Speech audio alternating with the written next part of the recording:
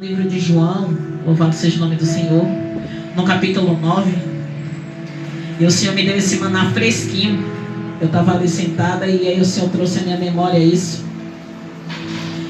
A passagem de João 9, ela começa no verso 1, louvado seja o nome do Senhor Jesus, e vem falar da história de um homem que é cego de nascença, o qual os servos do Senhor Jesus, os discípulos, eles perguntam ao Senhor Jesus, louvado seja o nome do Senhor Jesus, o verso 2 diz: Rabi, quem pecou? A parte B do verso 2: quem pecou? Este ou seus pais, para que nascesse cego? E Jesus respondeu: nem ele pecou, nem seus pais, mas foi assim para que se manifestasse nele as obras de Deus. Convém que eu faça as obras daquele de quem me enviou, enquanto é dia. A noite vem, quando ninguém pode trabalhar. Mas a palavra que o Senhor falou ao meu coração, o Senhor Jesus vem, o Senhor Jesus cura este homem, o Senhor Jesus faz lodo nas mãos, no verso 6 fala isso. Ele faz o lodo, ele passa no olho do cego, manda ele se lavar no tanque de Siloé, no verso 7. E aí no verso 8 diz, que é onde o Senhor começou a trabalhar o meu coração. Então os vizinhos e aqueles que Dante tinha visto que era cego, diziam: não é este aquele que estava sentado e mendigava? Uns diziam: é este. E outros: parece com ele. E ele dizia: sou eu. Diziam-lhe, pois, como se abriram os olhos? Ele respondeu e disse: o homem chamado Jesus fez lodo e untou-me os olhos e disse-me: vai ao tanque de Siloé e lava-te. Então eu fui, lavei-me e vi. Simples assim. No verso 12 disseram-lhe, pois, onde está ele? Ele respondeu: não sei. Levaram-lhe, pois, aos fariseus, o que dantes era cego, e era sábado, quando Jesus fez lodo e lhe abriu os olhos. Tornaram-lhe, pois, também os fariseus e perguntaram-lhe como vira. E ele lhe disse: pôs-me lodo sobre os olhos, lavei-me e vejo. Então alguns dos fariseus diziam: esse homem não é de Deus, pois não guarda o sábado. Diziam outros: como pode um homem pecador fazer tais sinais? E havia dissensão entre eles. Tornaram-lhe por dizer ao cego: tu, o que dizes àquele que te abriu os olhos? E ele respondeu: que é profeta. Os judeus, porém, não creram que ele tivesse sido cego e que agora visse, enquanto não chamaram os pais que agora via. E perguntaram-lhe dizendo: é este vosso filho?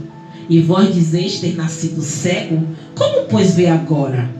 Seus pais responderam e disseram-lhe: sabemos que este é nosso filho e que nasceu cego.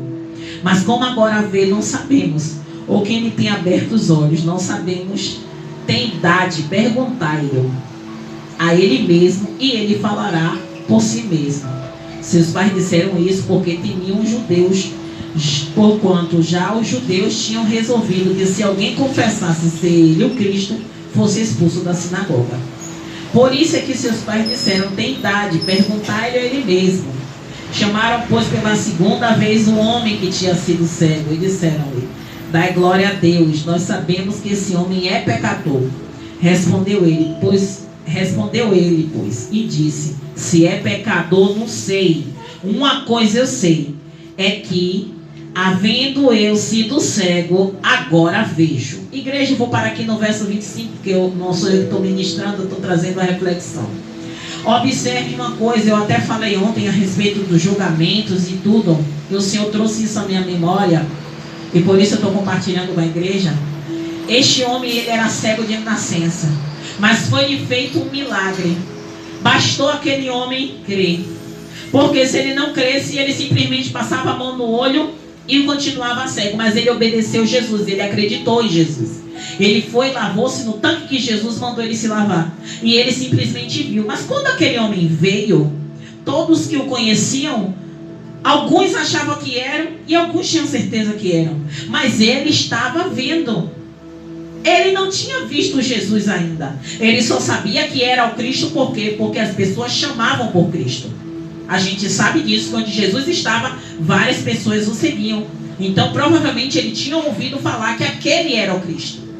Igreja, aqui a palavra fala exatamente que houve dissensão entre eles, porque uns acreditavam e outros não. Mas aquele homem não deixou de acreditar que Cristo era um profeta. Por quê? Porque os sinais estavam claros de que aquele homem chamado Jesus tinha feito aquele milagre. E observe que levaram aos fariseus e um pergunta ao outro e ninguém acreditava, mas aquele homem ainda acreditava. O pastor Tiago sempre fala aqui, basta você crer. Não importa se os fariseus não vão acreditar, não importa se toda a população, os vizinhos, quem está passando pelo caminho não vai acreditar.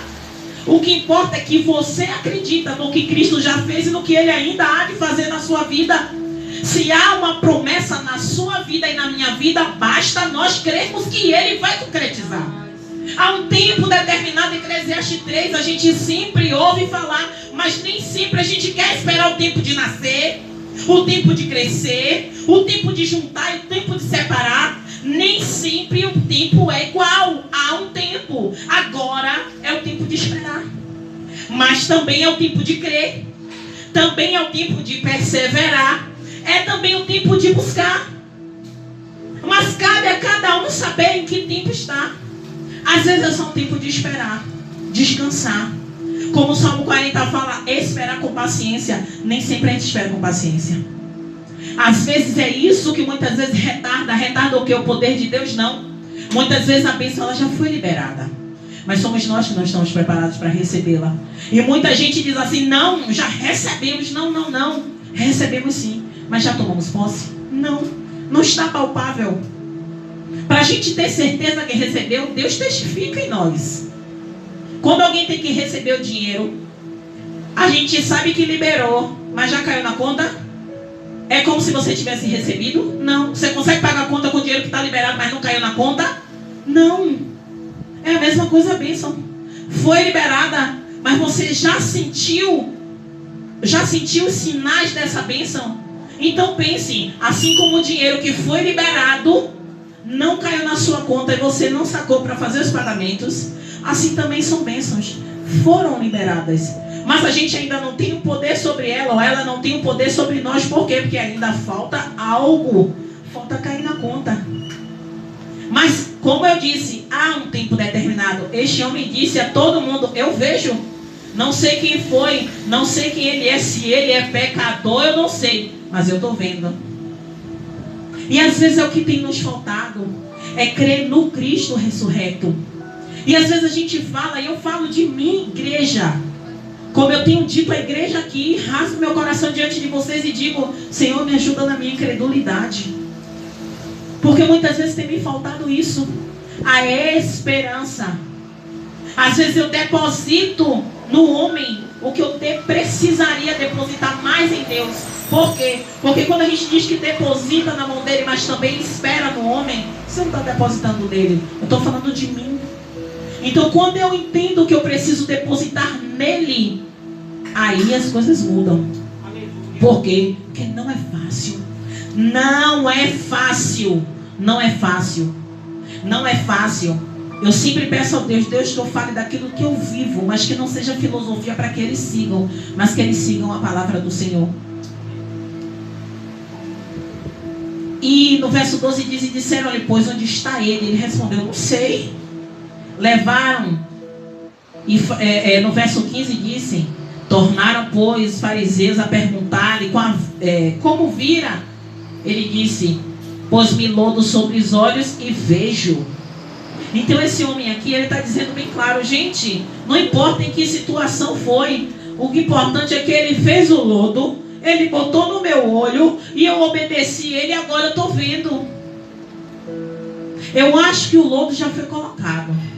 Só falta agora a gente encher no tanque e lavar para a gente ver.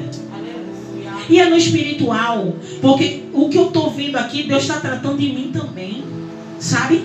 Tem coisas, sabe, irmã Rosa, que o lodo está nos meus olhos e em vez de eu ir lavar, eu estou querendo enxergar. Como é que eu vou enxergar sem lavar? Então eu preciso lavar para eu enxergar, sabe? E pastor, eu nem comentei com o senhor, aproveito e já compartilho com a igreja, depois eu chamo a ministrante da tarde. Hoje, na hora do reforço, enquanto Camila estava aqui, eu recebi uma mensagem no grupo, eu acho que a irmã Kátia também viu no grupo de oração. Quantos anos ele tinha? 15 anos. 15 anos. Aí, de novo, vai entrar de novo, que Breno está desesperado. E aí, ele tem câncer, né? E por virtude do câncer, já foi tirado, acho que um pulmão, não foi? Tirou um pulmão e uma perna. E ele estava gritando de dor. A boas novas é que o Senhor entrou em providência. Porque quando ele chegou no hospital, né, os médicos foram logo atendê-lo pelo quadro dele, que ele estava sentindo muita dor, muito enjoo, vomitou, né? Os médicos, quando a pessoa chega vomitando, os médicos pensam logo que é algum problema no coração e vai logo atender. E aí a irmã contou no grupo, né, que Deus ouviu a oração dos justos. Aí eu não vou dizer, foi a oração do pastor, não, todos oraram. E quando todos se comoveram em oração, Deus ouviu, interviu na vida daquele jovem. Fez todos os exames e não deu nada. Deus operou, pastor. Então eu creio que por intermédio da oração dos justos, Deus poupou aquela vida. Ele foi para o hospital e já está em casa. Louvado seja o nome do Senhor Jesus. Então, igreja, como foi um grupo, uma irmã que a gente não conhece pediu oração, todos nos mobilizamos para orar, interceder. Alguns o pastor gravou, outros apenas colocou que estavam em oração, intercessão, outros escreveram, mas Deus chegou primeiro. E é isso que a gente tem que fazer, não guardar as nossas dores, os nossos problemas para nós, colocar no grupo, chamar os irmãos mais próximos, chamar alguém, chamar o pastor, falar em particular com ele, ou no zap, ou conversar, estou passando por isso, me ajude em oração, me ajude em oração. Porque a palavra do Senhor fala que a oração de um justo, ela pode muito seus efeitos. Eu sempre vou falar, quando Pedro estava preso, a igreja orava. Quando Pedro estava dormindo no cárcere, a igreja orava. E o anjo foi lá e soltou Pedro. E quando Pedro bateu na porta, a menina se assustou. E o povo não acreditou que era Pedro, mas era Pedro. Por quê? Porque a oração foi ouvida pelo Senhor. Então, igreja, que a gente não cesse de orar pelas nossas crianças. Desde o começo da semana, Deus tem me incomodado orar pelas crianças. Nós oramos ontem, vamos orar hoje pelas crianças do ministério e também as crianças que estão à mercê desse inimigo. Então, vamos orar amanhã também pelas crianças, porque o mês de setembro é um mês em que é investido muito pesado para as crianças se contaminarem com doces, com balas, com comida, com todas essas coisas consagradas a demônios. E às vezes a gente não percebe, a gente não sabe, e a gente vai num comércio comprar. E esses comércios também são consagrados. Então tudo que está no comércio está consagrado. Então por isso a gente precisa blindar as nossas crianças. Amém, igreja? Louvado seja o nome do Senhor. Pastor, depois eu canto um louvor. Não vou cantar agora não. Viu?